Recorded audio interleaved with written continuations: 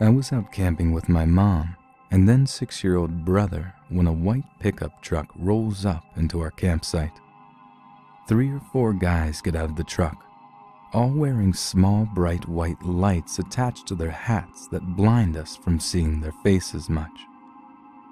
They approach my mom and start asking her questions about who we are and what our plans are for the night.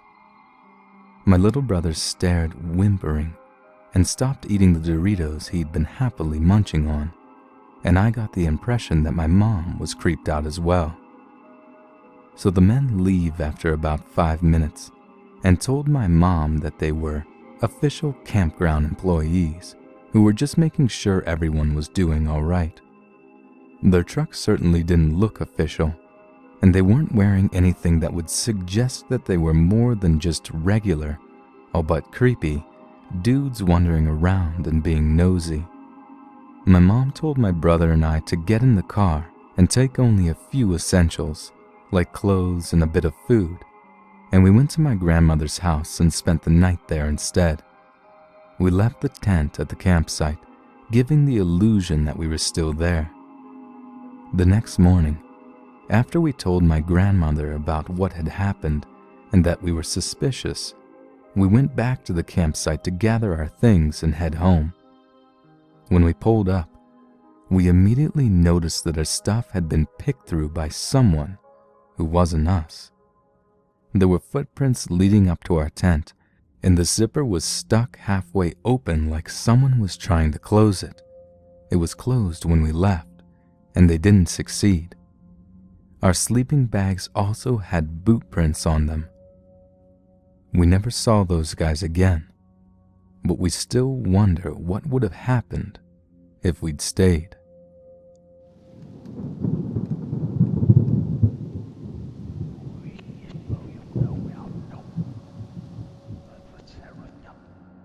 Last week, my wife asked me if we could go camping. She loves nature, me, not so much. Nonetheless, I said we could go to make her happy. She is excited as hell, so we pack up all our stuff and head out the very next day. We wake up pretty early and drive out to a small secluded place of land that my parents own. We make camp there and spend a couple of hours setting up the tent and the campsite. By this time it's the middle of the day, so we get ready and go hiking. It's beautiful up there. No cell phones, no people, no worries. It's the fucking bugs that get to me. I can't stand those damn things. After a while of hiking, it starts to drizzle, so we decide to head back. We get back to the campsite just as it's getting dark. We make a fire, eat, roast marshmallows, and tell scary stories. It was a great time, but eventually my wife starts getting a little tired, so we decide to go to sleep. We get in our tent, and I roll out our double sleeping bag and we both get in together. After a while of lying there, my wife starts to shiver. "Are you all right?" I ask. "I'm fine," she says. She keeps shivering and eventually tells me she isn't feeling very well, but doesn't want to ruin our trip. I'm ashamed to admit it, but I was psyched that she said that, because I wanted to get the hell out of there. As I said before, I'm not a big fan of nature. I feel her forehead and she's burning up. I tell her that she may have a fever and that we should probably go home. She looks bummed, but eventually gives in and I get her up and take her to the car. She sits in the car while I pack up our things. In the middle of taking the tent down, I hear her honk the horn a couple of times. I run over to the car and I ask her what's the matter. "I saw someone in the trees above the campsite. I wasn't sure if it was a person, but as soon as I saw them move, I was sure it was someone, so I honked the horn," she says to me, looking pale and panicked. I can tell she is upset, but I don't really believe her. so I just tell her to relax and that I'm almost done packing. I go over to the campsite and start gathering our things outside the tent. I step back into the tent to roll up the sleeping bag, and suddenly I hear my wife yelling my name. It sounds like it came from the woods. What the fuck is she doing out there, I say to myself. Help, Jack! My leg is bleeding! I rush out of the tent and look toward where I heard the scream. I glance over to the car and see she is asleep in the passenger seat. A huge wave of fear passes over me. I'm standing there, paralyzed, and then I hear the voice in the woods again. This time, it's behind me. Help me, Jack. Please. It sounds like my wife, but somewhat off, too raspy and deep. At this point, I'm fucking terrified, and I just want to get the hell out of there. I quickly grab most of our things and shove them in the car. I left the tent, but I didn't even care. I got in the car and sped away from that place as fast as I could. When we finally got home, I asked my wife to tell me exactly what she saw when she was in the car. She said it was pale, and she thought it was a naked person crawling behind some trees. She saw them stand up against a tree, and that's when she honked the horn and they dropped down and crawled away. This is why I hate nature.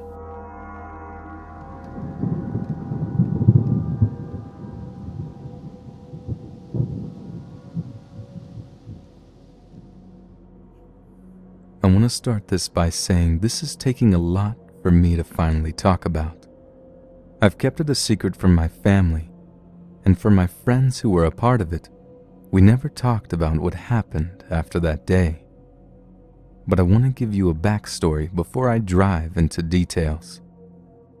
I've never been much for the city, so living in the suburbs outside of one of the largest cities in Pennsylvania is not my ideal place to live.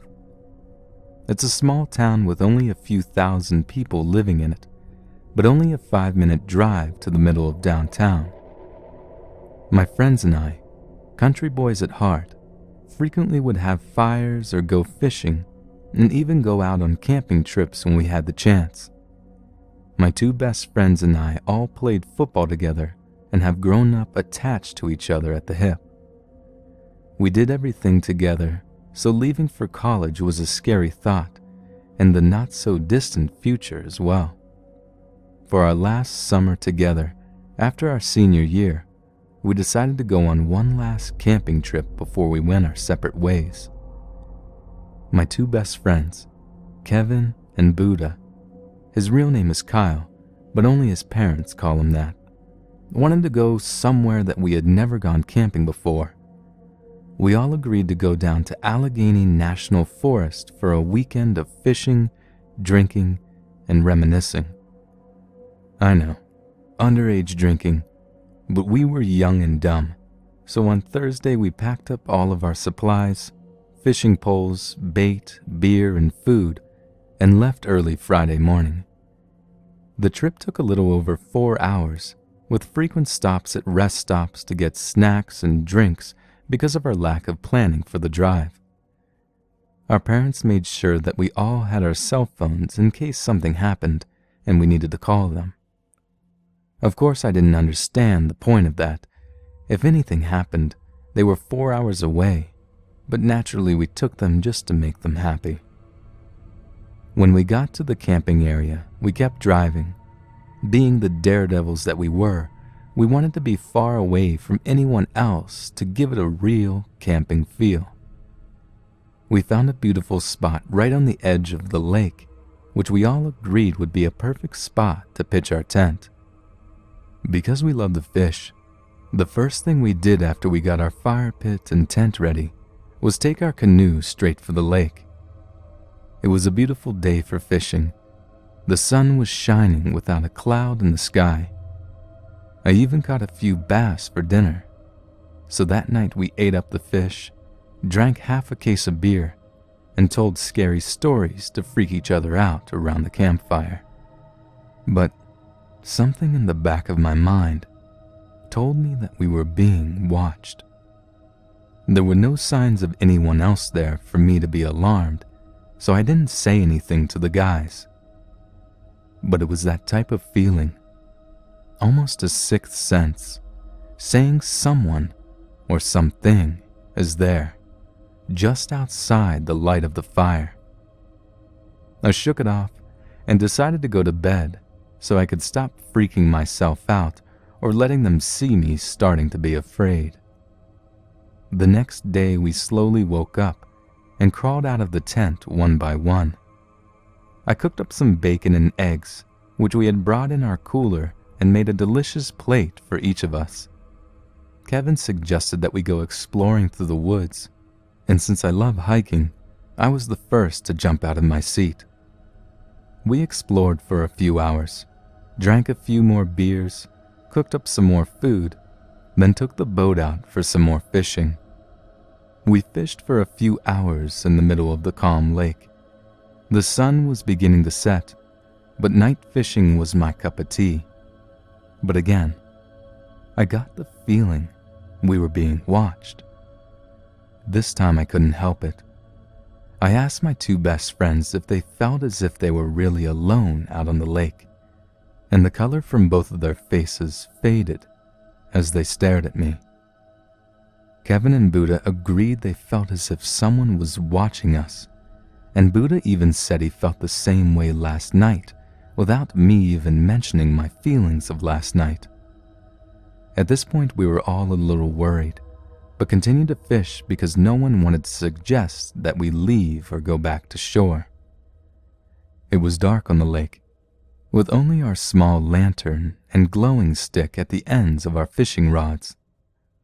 With what seemed like the blink of an eye, we all turned to see a small light in the woods across the lake. The light began to grow to the point it looked like a spotlight in the darkness, not pointing at the spot specifically, but in every direction. We were frozen with fear. I didn't know what to do but stare at it. I heard Kevin mumble,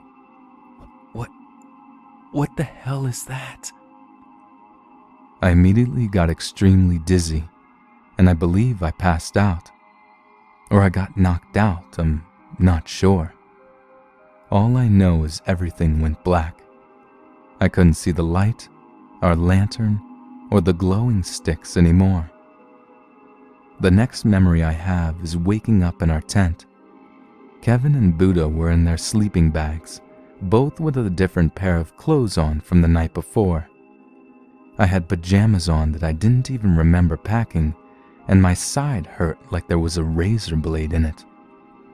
I got out of the tent, and there was a fire in our fire pit with bacon cooking in the pan. Kevin and Buddha woke up equally as confused, asking me what had happened. I personally had no idea. They both described a similar pain throbbing in their sides.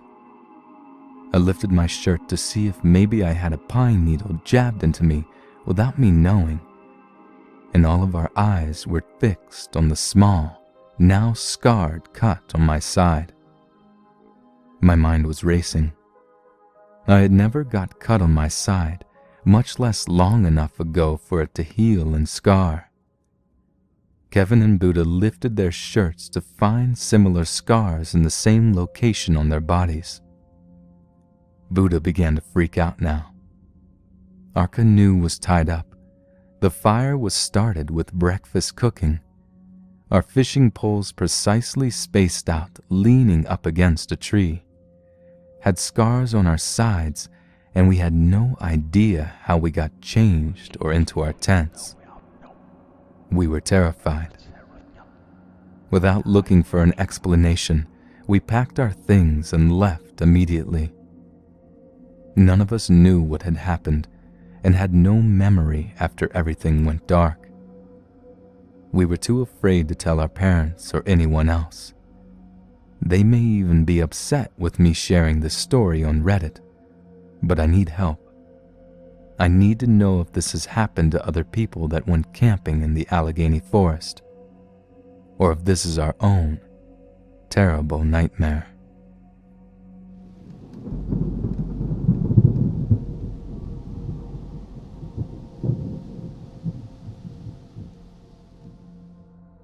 I love camping, especially with friends, as it takes away from the fear factor you inevitably get when it's dark and you start hearing animals making noises around your tent. This was about 10 years ago or so I was around 16 and was with two friends about the same age. We were all male. This happened in the rural countryside of the UK, and we knew a nice secluded spot in the woods with a flat bit of grass. You get to it, and you have to walk along this dirt trail for a couple of miles, and at a point you turn off the trail and go down a very steep hill, which is very difficult to navigate even during the day, as it's so overgrown. From the path, you wouldn't know what a perfect camping spot it is from up there. I should also mention this trail takes you a fair way from any roads, houses and lights, so it's really cut off and gives you that feeling you're really fending for yourself. No cheeky takeaway halfway through the night. So we're all having a great time, as you do. We had a fire blazing before it got dark, and we were cooking off of it, so we had a hearty hot meal before bed. It soon got dark, so we all huddled around the fire and started talking about typical teenager stuff long through the night. It was probably around 1:30 a.m. when we noticed two lights close together, like eyes, coming from the trail, but the lights gave off some kind of light a torch would. Is someone holding two torches in each hand, we thought. We watched the lights for a bit, and it's shining down at us so we can't see what's holding them, but we freak out because we think it could be the police, because it's illegal to have a fire while camping without permission in the UK, or some kind of weird monster. So we watch for a bit, and it doesn't move, and no one calls out. Eventually, we see it slowly moving closer, so we rushed inside the tent and sat still and listened. We didn't hear much, and soon calmed down and figured it must just be someone curious what the fire was and went on their way. But the next morning, we woke up to the tent door open, and none of us had got up in the night and forgot to close it. We looked around and saw the grass had been disturbed coming down the hill, but we were really confused what the person did.